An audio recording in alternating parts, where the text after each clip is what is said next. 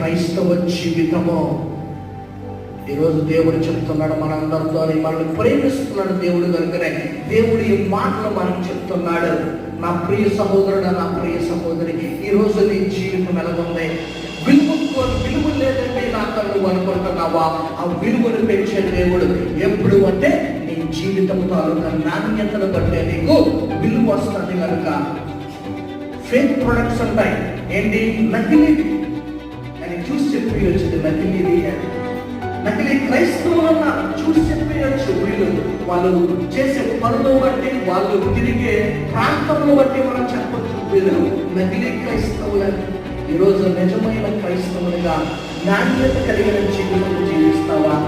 లేదు అంటే నాణ్యత లేకుండా నీ విలువను నీవే తగ్గించే జీవితంలో జీవిస్తావు.